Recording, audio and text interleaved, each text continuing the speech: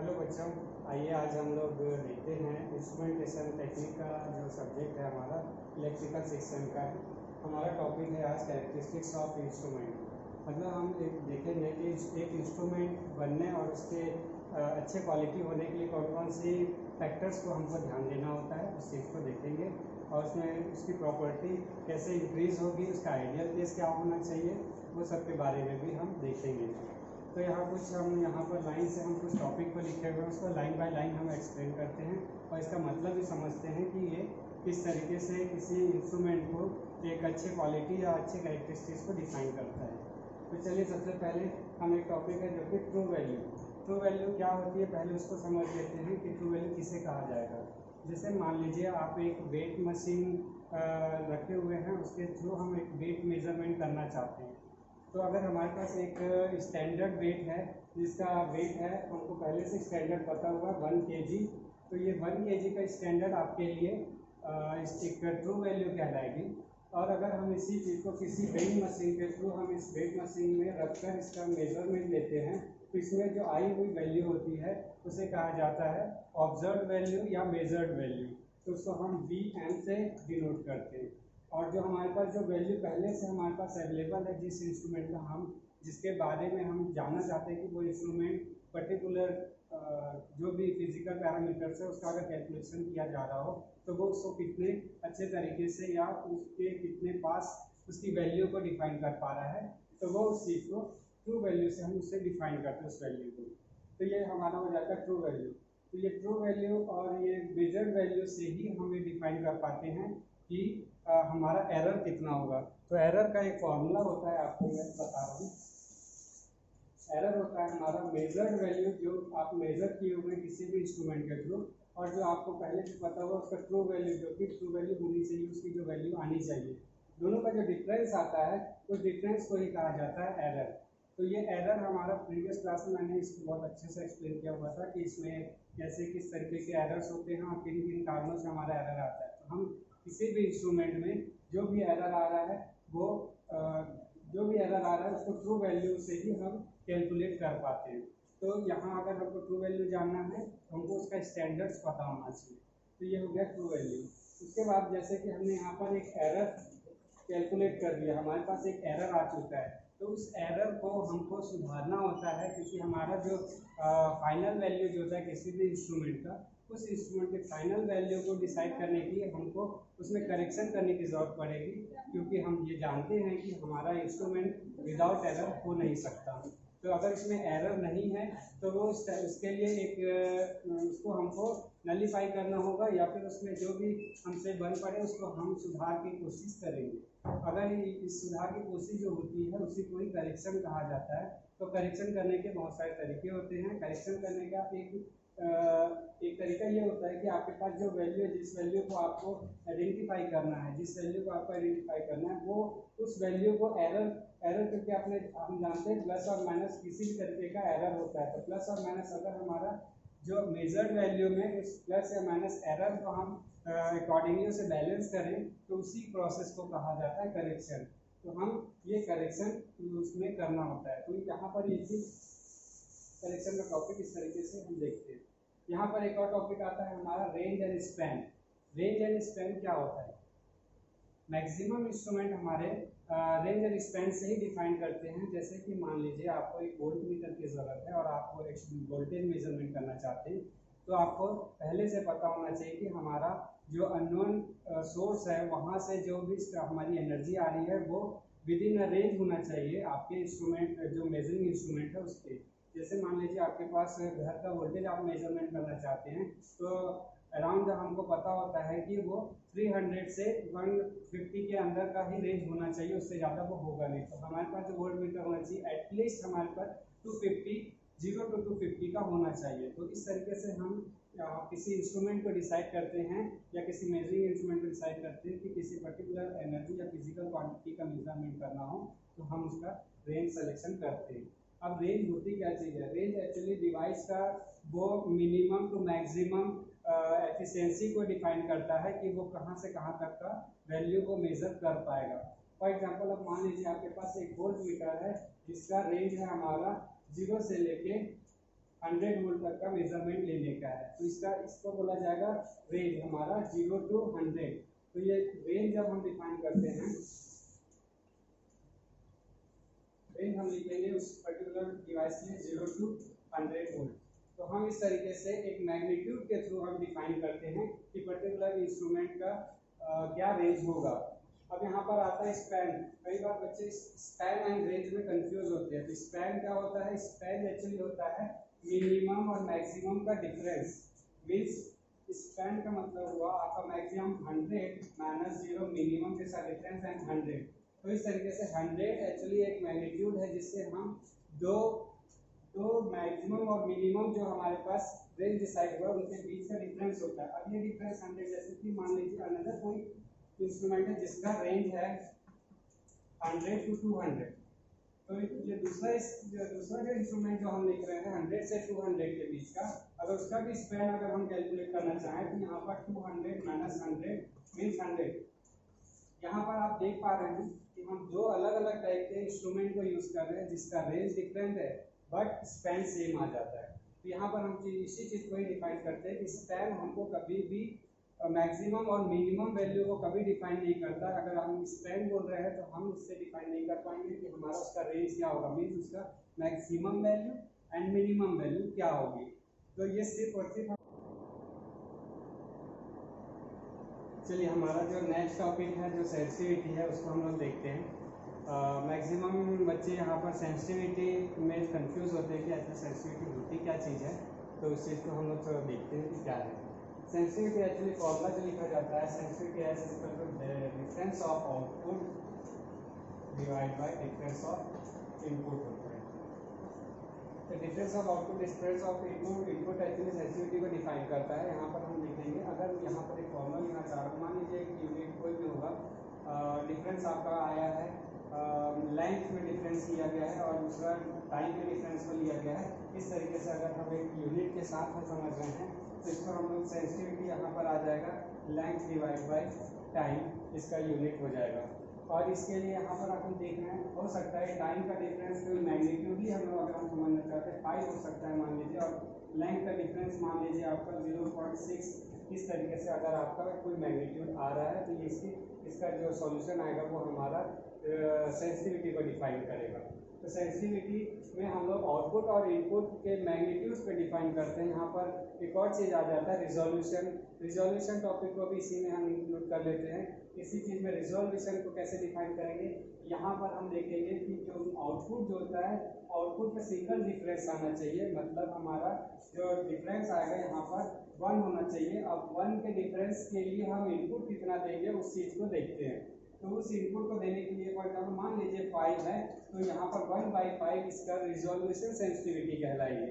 तो यहाँ पर डिफरेंस ऑफ इनपुट और आउटपुट की है, बट यहाँ पर एक क्राइटेरिया देख लिया जाता है कि हमारा आउटपुट सिर्फ सिंगल डिफरेंस आना चाहिए, इनपुट कितना भी हो। तो इस केस को ही हम कहते हैं रिजोल्यूशन। तो ये रिजोल्यूशन के अंदर आता है हमारा सेंसिटिविटी को उसी के साथ इंक्लूड किया जाता है। तो ये हो गया हमारा सेंसिटिविटी। उसके बाद आता है स्केल सेंसिटिविटी। स्केल सेंसिटिविटी किसको कहते हैं, जैसे मान लीजिए आपके पास एक लेंथ मेजरमेंट के लिए एक स्केल लिया गया है। जैसे एक नॉर्मल हमारे पास जो होता है उसमें सेंटीमीटर मेजरमेंट करने का होता है, सेंटीमीटर वो हम डिफाइन उसके, और 10th में जाएंगे तो हमारा जो मिलीमीटर में होता है, हम मिलीमीटर से उससे नीचे की मेजरमेंट उसमें नहीं ले पाते हैं क्योंकि हमारा स्केल का लास्ट लिस्ट सिग्निफिकेंट हमारा जो होता है mm होता है, जो मिलीमीटर में होता है, उससे कम हम नहीं ले सकते। तो उसको स्केल की सेंसिटिविटी कही जाती है। तो वहाँ पर हमारा उससे हमारा जो इनपुट दिया जाएगा, जो हम जिस भी डिवाइस को या जिस भी मेजरमेंट लिया जा रहा है जिस भी चीज़ का, अगर वो स्केल से बियॉन्ड हो जाए या उससे अंडर या ओवर हो जाए उसका रेंज, तब हमारा उस चीज़ को डिफाइन करने के लिए हम यहाँ पर स्केल सेंसिटिविटी का टर्म्स को यूज़ करते हैं।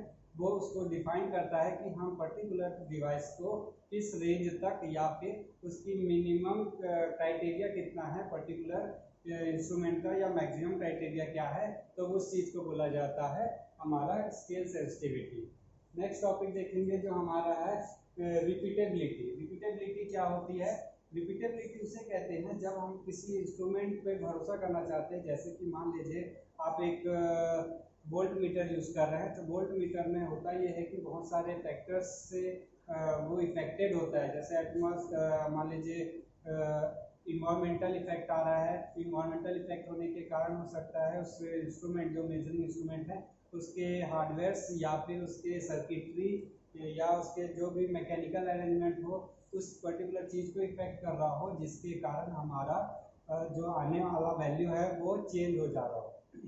ये कैसे हो रहा हो? जैसे कि उसमें एरर में इंक्रीमेंट हो रहा हो। तो एरर इंक्रीमेंट होने से होता ये है कि हम किसी भी मैग्नीट्यूड को अगर आज मेजर किए, जैसे मान लीजिए आपके पास एक बैटरी है जिसको आपने चेक किया अभी कि उसका वैल्यू आ गया आपके पास मान लीजिए 12 वोल्ट।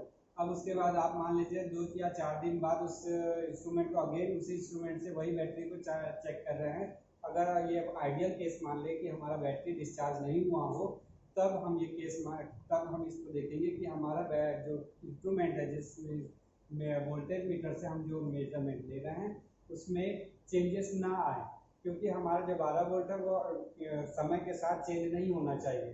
तो ये चीज़ हमारा नेक्स्ट एक्सपेरिमेंट में हमारा वैल्यू रिपीट होनी चाहिए। तो उस चीज़ को डिफाइन करता है रिपीटेबिलिटी। तो हमारी ऐसी कोई भी इंस्ट्रूमेंट ऐसा होना चाहिए कि हम किसी भी डिवाइस या किसी भी डिवाइस के थ्रू किसी भी फिजिकल पैरामीटर्स का कैलकुलेशन कर रहे हों या उसका मेजरमेंट कर रहे हों, तो उसका वैल्यू अगर कांस्टेंट है तो वो ऑलवेज कांस्टेंट वैल्यू भी दिखाए, उसका वैल्यू डिफर नहीं करना चाहिए। तो उसको बोला जाता है रिपीटेबिलिटी, वैल्यूज रिपीट होना चाहिए। तो ये इंपॉर्टेंट कैरेक्टरिस्टिक है किसी भी अच्छे इंस्ट्रूमेंट होने के लिए। नेक्स्ट देखते हैं हमारा accuracy and precision. Accuracy and precision होती क्या चीज़ है? यहाँ पर जैसे कि मैंने यहाँ पर एक टॉपिक डिफाइन किया था, यहाँ पर ट्रू वैल्यू। जो ट्रू वैल्यू होती है एक्चुअली क्या है, हर एक इंस्ट्रूमेंट में एरर होने के कारण हम कभी भी equivalent to true value measurement नहीं कर पाते हैं। जैसे कि मान लीजिए आप एक वोल्ट मीटर के थ्रू अगर आप 100 वोल्ट मेजरमेंट करना चाह रहे हैं, अगर आप मान लीजिए आपके पास पहले से पता है कि पर्टिकुलर सोर्स से हमको 100 वोल्ट ही मिल रहा है, बट आप an number of measuring instrument के थ्रू अगर आप मेजरमेंट ले रहे हैं, तो मेजरमेंट 1 अगर मान लीजिए आपका 99.9 आ रहा हो, या कोई अनदर मेजरमेंट IM2 जो कि हमारा मान लीजिए 100.1 कुछ इस तरीके से एंड सो ऑन, इस तरीके से not to equal to 100, but उसके आगे और पीछे कुछ भी वैल्यू हमको मिल रहा हो, ये इसलिए मिलेगा क्योंकि हमारे पास हर एक इंस्ट्रूमेंट में एरर होता है। तो यहाँ पर ये जो चीज़ें होती है, ये डिफरेंस जो होता है, उस चीज़ को हम किसी भी इंस्ट्रूमेंट के थ्रू अगर हम मान लीजिए अब आप यहाँ पर 100 वोल्ट आपको अननोन वैल्यू है, जैसे कि आप अननोन सोर्स के थ्रू आप मेजरमेंट लेना चाह रहे हैं, तो आपको आइडियल केस पता नहीं होगा, मीन्स आपको ट्रू वैल्यू नहीं पता होगा उस केस में कि उसकी वैल्यू क्या है। तो हम यहाँ पर कंफ्यूज होते हैं कि हमारा क्योंकि इंस्ट्रूमेंट विथ एरर है, तो एरर के थ्रू हमारे पास जो वैल्यू आ रही है वो हमारा सही है या नहीं, या किस वैल्यू को हम एक्चुअली एग्जैक्ट माने, कि हम यहाँ पर 100.1 को माने या 99.9। तो इस तरीके से हम n नंबर ऑफ इंस्ट्रूमेंट से हम बहुत सारी वैल्यूज लेते हैं, और हमारे पास मान लीजिए यहाँ पर अगेन 100.1 आ गया, और दूसरा एक और वैल्यू आ गई मान लीजिए 100.2 या फिर 99.9, 99.9 अगेन एंड 100.1, इस तरीके से हमारे पास आ रहा हो कोई भी वैल्यू। तो हम इसमें देखते हैं कि हमारे जो अननोन वैल्यू है, जिस वैल्यू को हम आइडेंटिफाई करना चाहते हैं, वो वैल्यू कौन सी होगी हमारे पास। उस चीज़ को आइडेंटिफाई करने की हम यहाँ पर यह वाला प्रोसेस देखते हैं, रिपीटेबिलिटी, कौन सा वैल्यू ज़्यादा बार रिपीट हुआ है। यहाँ पर आप देख रहे हैं ये 1 2 3 बार रिपीट हुआ है, यहाँ पर 1 2 और ये भी 3 बार रिपीट हुआ है। यहाँ पर एक वैल्यू जो कि पार्ट डिफर है हमारा बाकी वैल्यू से। तो अब हमको यहाँ पर एक स्टैटिस्टिक्स लगानी पड़ती है कि हमारी कौन सी वैल्यू सही होगी, कौन सी गलत होगी। तो यहाँ पर एक प्रिडिक्शन लगाया जाता है कि वो उसको हम किस तरीके से डिफाइन करेंगे, कौन सी वैल्यू ज़्यादा सही है और कौन सी अच्छी है। तो उसके लिए हमको चाहिए होता है कि हमारा वैल्यू ट्रू वैल्यू के कितने पास है और ट्रू वैल्यू से कितनी दूर है। जैसे कि मान लीजिए आपके पास 100 इसकी ट्रू वैल्यू है, तो हमारे पास जो नियर वैल्यू जो है कौन सी होनी चाहिए, ये इस तरीके से हम यहाँ पर कैलकुलेशन करते हैं। जो मोस्ट ऑफ द वैल्यूज हमारा रिपीट होता है, हम उसको अगर प्रिफर कर रहे हैं तो उसको हम मान लेते हैं, उसके लिए हम टॉपिक माना जाए, उसको बोला जाता है ये प्रिसीजन। प्रिसीजन का मतलब होता है डिग्री ऑफ रिप्रोडक्टिबिलिटी, मतलब कितने बार रिप्रोडक्ट किया जा रहा है सेम मैग्नीट्यूड या सेम वैल्यू को, जो फिजिकल क्वांटिटी को आप मेजरमेंट ले रहे हैं उसका जितने बार भी मैक्सिमम टाइम अगर सेम रिपीट हो रहा हो तो उस टाइप के वैल्यू को प्रिसीजन वैल्यू कहा जाता है। प्रिसीजन वैल्यू जरूरी नहीं होता है कि ट्रू वैल्यू के इक्वलेंट हो या नॉट इक्वलेंट हो, क्या जो भी केस होगा, अगर वो वैल्यू रिपीट हो रहा है बार बार और उसी चीज़ को अगर हम ये मान रहे हैं कि हमारा वो वैल्यू सही है तो उस वैल्यू को कहा जाता है प्रिसाइज वैल्यू। अगर यही चीज़ हमारा ट्रू वैल्यू के करीब हो, degree of closeness of true value, अगर ट्रू वैल्यू के क्लोज आ रहा है हमारा कोई मेजरमेंट और उसकी प्रोडक्टिविटी बहुत ज़्यादा है, तो इस टाइप के वैल्यू को हम कहते हैं एक्यूरेसी। हमारे यहाँ पर degree of closeness of true value और यहाँ पर डिग्री ऑफ रिप्रोडक्टिबिलिटी का फैक्टर्स आता है कि हम कितने बार उस वैल्यू का प्रोडक्ट ला रहे हैं बार बार, और यहाँ पर ये चीज़ को देखा जाता है कितनी बार हमारा वैल्यू क्लोज आ रहा है ट्रू वैल्यू के। तो ये जब हम कैलकुलेशन करते हैं तब हम यहाँ पर एक्यूरेसी कहते हैं, जब वहाँ बार बार हमारा ट्रू वैल्यू के करीब आ है। और यहाँ पर प्रिसाइज वैल्यू हो सकता है कि ट्रू वैल्यू भी हो, मतलब ट्रू वैल्यू के इक्विवेलेंट भी हो सकता है और नहीं भी हो सकता है। लेकिन एक्यूरेसी जब बात की जाती है तो एक्यूरेसी की जो वैल्यू होती है हमारा always near to true value होता है। तो इस बात को हमको यहाँ पर ध्यान देना होता है कि एक्यूरेसी और प्रिसाइज वैल्यू में क्या डिफरेंस होता है। आगे देखेंगे हमारे पास यहाँ पर ड्रिफ्ट है। ड्रिफ्ट होती क्या चीज़ है, इसको एक ग्राफ के थ्रू हम समझते हैं।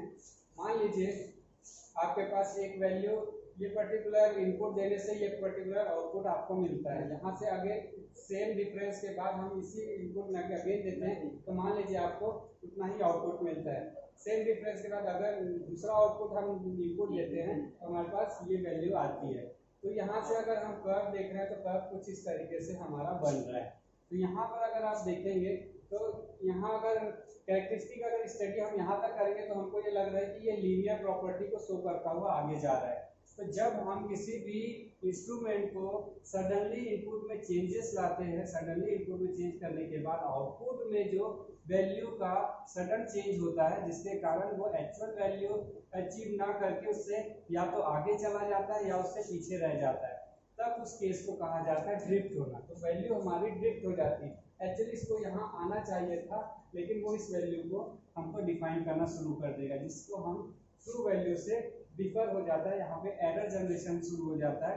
तो इसको इस चीज़ को डिफाइन करता है हमारा ड्रिफ्ट। हमारा वैल्यू जो आना चाहिए था उसको छोड़कर किसी और वैल्यू पर ड्रिफ्ट होता है। बट यहाँ पर एक और चीज़ देखी जाती है कि ड्रिफ्ट वैल्यू कुछ समय बाद अपने एक्चुअल वैल्यू को सेटल करती है। तो ये हम ऑर्डर्स में पढ़ते हैं, जो हमारे पास और भी टॉपिक है। इसके बाद हम जो ऑर्डर्स पढ़ेंगे उस पर इस चीज़ को हम देखेंगे कि कौन सा ऑर्डर पर ये काम करता है। First order, second order, third order पे हम सिस्टम का डिफाइन करते हैं, उस पर ये ड्रिफ्ट को और अच्छे से एक्सप्लेन किया जाता है। नेक्स्ट देखेंगे लीनियरिटी। यहाँ पर जैसे कि मैंने अभी बता रहा था, अब लीनियर प्रॉपर्टी से कहा जाता है जो अगर हमको दो वैल्यू का डिफरेंस के बाद हमारा आउटपुट का डिफरेंस अगर पता हो तो नेक्स्ट वैल्यू का हम प्रेडिक्शन लगाते हैं। अगर वो लीनियर प्रॉपर्टी शो करता होगा तो हम वहाँ पर फॉर्मूला बनाकर लीनियर प्रॉपर्टी वाले फॉर्मूले से हम एन नंबर ऑफ इनपुट्स का आउटपुट डिफाइन कर सकते हैं या कैलकुलेशन कर सकते हैं। वहाँ पर लीनियर प्रॉपर्टी उसको कहा जाता है जब इनपुट और आउटपुट का रेशियो हमारा कांस्टेंट होता है। मीन्स अगर हम इसका आउटपुट डिवाइड बाय इनपुट अगर हम कैलकुलेट करें, आउटपुट और इनपुट का रेशियो अगर कैलकुलेट करें, मीन्स इसको गेन कहा जाता है। अगर गेन हमारा कांस्टेंट होगा, गेन की वैल्यू अगर कांस्टेंट होगी ऑलवेज, तो हम उस प्रॉपर्टी को कहते हैं लीनियरिटी प्रॉपर्टी। इस चीज़ को यहाँ डिफाइन करते हैं।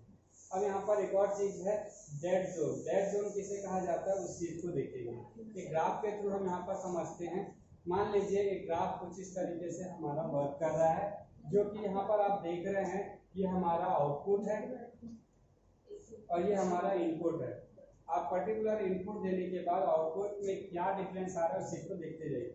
यहाँ पर देखेंगे हम यहाँ पर इनपुट मैग्नीट्यूड दे चुके हैं, मतलब हम किसी इंस्ट्रूमेंट में वैल्यू इनपुट दे चुके हैं, बट हमारा आउटपुट अभी तक नहीं आया हुआ, लेकिन इसके बाद हमारा आउटपुट आना शुरू हुआ है। तो इस चीज को हम यहाँ पर देख रहे हैं। ये जो समय होता है, इस समय को बोला जाता है डेड जोन टाइम, और इसी चीज को डेड जोन कहा जाता है जब हम इनपुट देने के बावजूद भी हमारा सिस्टम आउटपुट नहीं देता है, तब हम इसको कहते हैं डेड जोन। तो ये इसको डिफाइन करता है डेड जोन। यहाँ आगे और देखेंगे, यहाँ पर एक और टॉपिक है, यहाँ पर पैरेलली मैं एक्सप्लेन कर देता हूँ। जिस टाइम पर, जिस वैल्यू, जिस मैग्नीट्यूड से हमारा सिस्टम इनपुट देने पर आउटपुट डिफाइन करना शुरू करता है, उसे कहा जाता है थ्रेशोल्ड। इसको बोला जाता है थ्रेशोल्ड। थ्रेशोल्ड वैल्यू कहा जाता है। जैसे मान लीजिए इसका मैग्नीट्यूड है, मान लीजिए 5, तो 5 मैग्नीट्यूड अगर जब अचीव करेगा हमारा इनपुट, उसके बाद जैसे 5 से 6 होगा तो हमारा आउटपुट आना शुरू होगा। तो ये 5 जो हमारा वैल्यू, जो इनपुट वैल्यू है, उस मैग्नीट्यूड के बाद ही हमारा आउटपुट आना शुरू होता है, तो उसको कहा जाता है थ्रेशोल्ड। उस वैल्यू को कहा जाता है थ्रेशोल्ड वैल्यू। तो इस तरीके से हम यहाँ पर इस टॉपिक को डिफाइन किए। आगे देखते हैं नॉइस। नॉइस को देखते हैं, हमारा नॉइस क्या होती है। नॉइस में मैक्सिमम बच्चे कंफ्यूज इस बात के लिए होते हैं। नॉइस एक ऐसा वर्ड है जो कि साउंड से रिलेटेड है, ऐसा कई लोग का प्रिडिक्शन होता है। तो ये ऐसा नहीं है। नॉइस उसे कहा जाता है जो हमारे, मान लीजिए हमारे पास बहुत सारे सिग्नल्स हैं और सिग्नल्स के बीच n नंबर ऑफ सिग्नल है, लेकिन सिग्नल पर्टिकुलर एक सिंगल सिग्नल के लिए हमको डेडिकेटेड है या हमको वो चाहिए, तो उसके अलावा बाकी सारे सिग्नल हमारे लिए नॉइस होगा। इस चीज़ को थोड़ा सा हम दूसरे एग्जाम्पल के थ्रू हम समझना चाहते हैं। जैसे कि मान लीजिए अभी यहाँ पर हम एक मोटर रखा हुआ है, जिसका मोटर का हम चेक करेंगे वो चालू है या नहीं, और पैरेलली एक लेक्चर चल रहा हो जिसको आप अटेंड कर रहे हैं। तो मान लीजिए अभी मैं लेक्चर दे रहा हूँ, तो जो मेरे द्वारा साउंड आ रहा है आपके पास, तो वो हमारा मेन सिग्नल होगा। और पैरेलली अगर कोई मोटर चल रहा हो तो मोटर से आने वाला साउंड आपके लिए वो नॉइस कहलाएगा। बट इसी केस को अगर दूसरे तरीके से देखा जाए, अगर कोई आपको बताना चाह रहा है कि मोटर किस तरीके से चलता है, उसका साउंड या पर्टिकुलर चीज़ें कैसी होती है, तो उस केस में आपका मोटर से आने वाला साउंड मेन सिग्नल कहलाता है, और मेरे द्वारा डिलीवर किया हुआ लेक्चर से जो साउंड आ रहा है वो आपके लिए नॉइस हो जाएगा।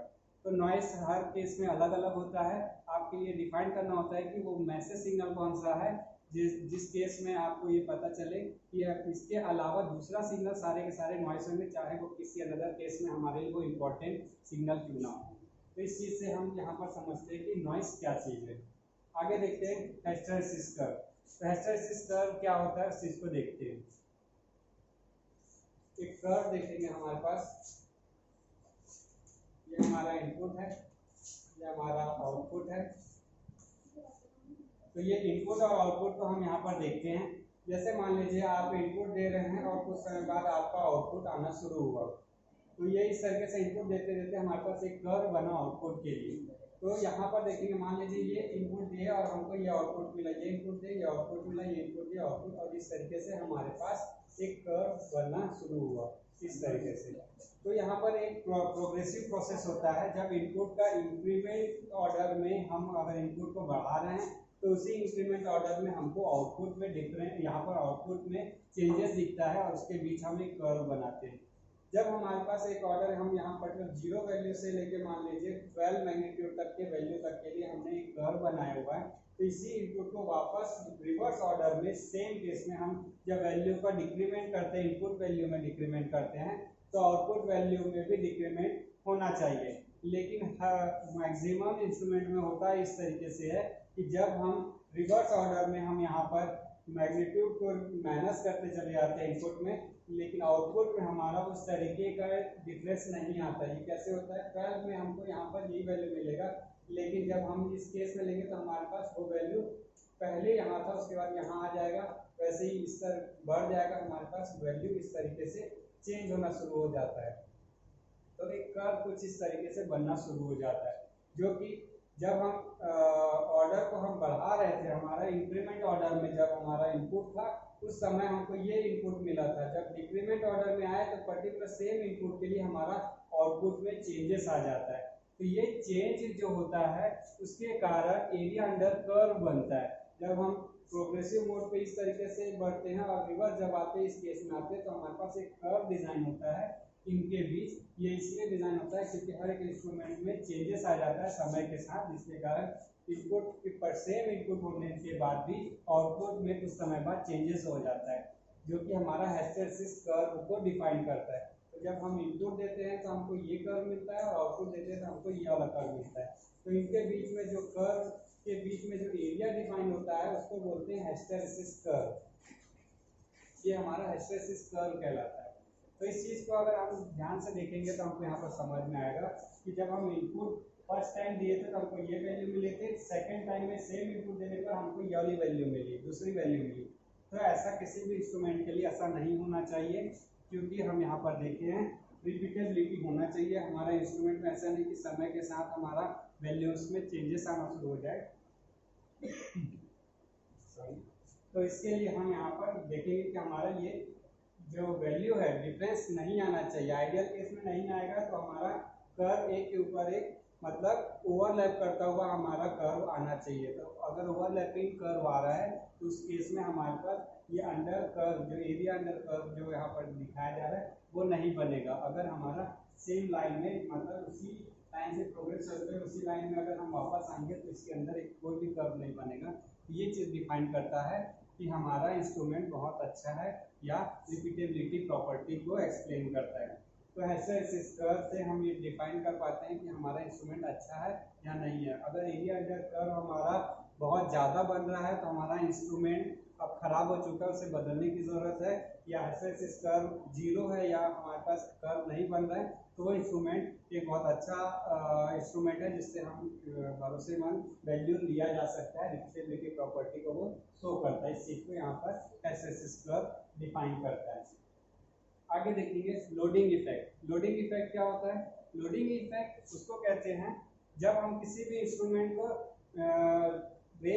रेंज तक, मैक्सिमम रेंज या मिनिमम रेंज तक अगर हम उसको वैल्यू प्रोवाइड करते हैं, उस केस में हमारे पास वैल्यू जो आउटपुट में आना चाहिए वो एज इट इज आना चाहिए। अगर वो उससे कम या ज़्यादा होता है तो उस केस में कहा जाता है लोडिंग इफेक्ट।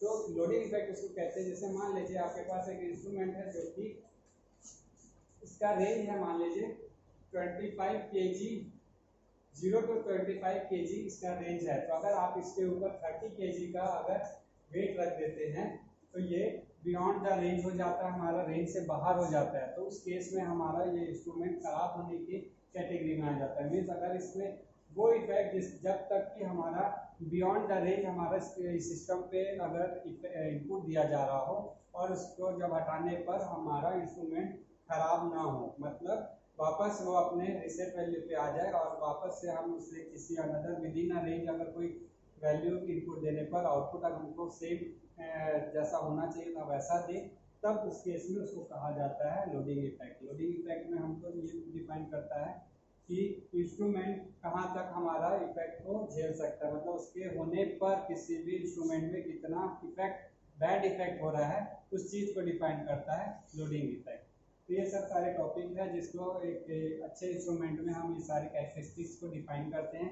ये सब सारी चीज़ों को चेक किया जाता है और ये सारे सबके आइडियल केस को चेक किया जाता है, वो आइडियल केस से कितना फार डिफर है या उसके इक्वलेंट है। तो इस केस से हम डिफाइन करते हुए हम ये सेटिस्फाई करते हैं कि हमारे पर्टिकुलर इंस्ट्रूमेंट सही है या इसे रिप्लेस करने की ज़रूरत है। तो इसके कैरेक्टरिस्टिक्स को डिफाइन करते हैं। नेक्स्ट वीडियो में मैं इंस्ट्रूमेंट के ऊपर, मेजरिंग इंस्ट्रूमेंट के ऊपर और भी टॉपिक के लेक्चर्स प्रोवाइड करूँगा। आज के लिए इतना काफ़ी है। Okay, thank you. मेरे लिए काफ़ी है, अब तो ऐसी तैसी